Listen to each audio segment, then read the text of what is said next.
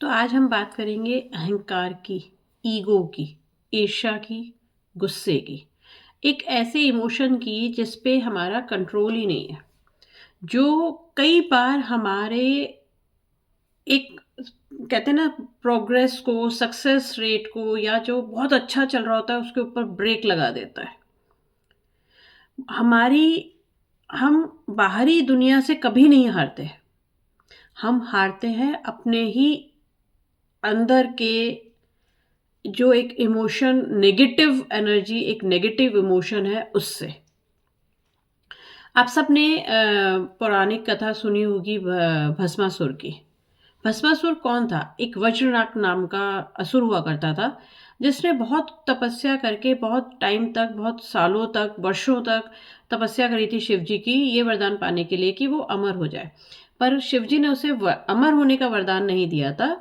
तब उसने मांगा था कि उसे एक ऐसा वरदान मिले कि वो जिस पे भी हाथ रखे वो भस्म हो जाए, और शिव जी ने उसे ये वरदान दे दिया था। लेकिन भस्मासुर के अंदर इतना अहंकार आ गया था और इस चीज़ का इतना उसे घमंड था कि वो जिस पे चाहे, जिसको चाहे उसको ख़त्म कर सकता है।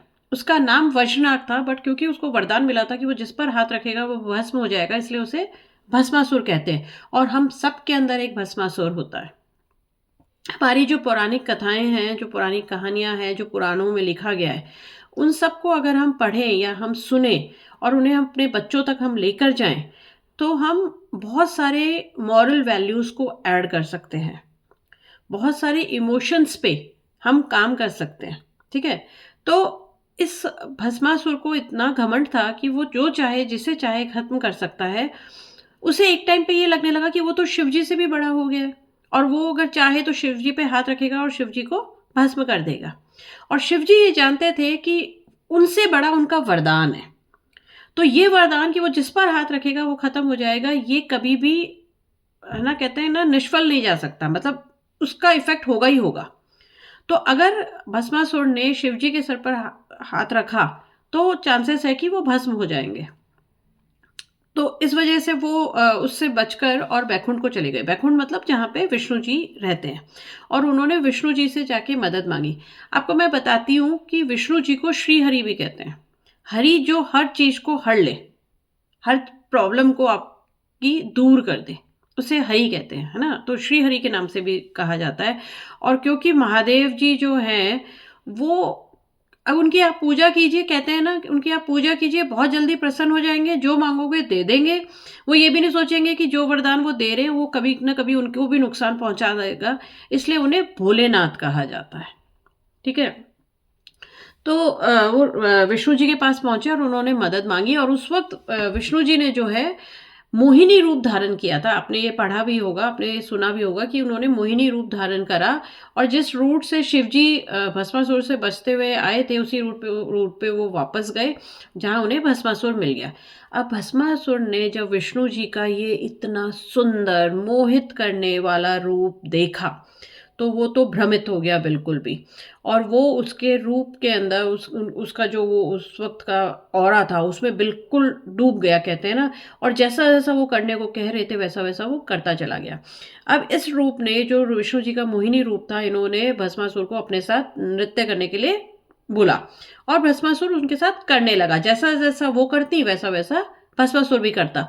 अब ये करते करते क्या हुआ कि विष्णु जी ने जब उसको खूब देर तक अपने साथ डांस वांस करा लिया, तो उन्होंने नृत्य करते करते खुद ने दोनों हाथ जो हैं अपने सर पे रखे।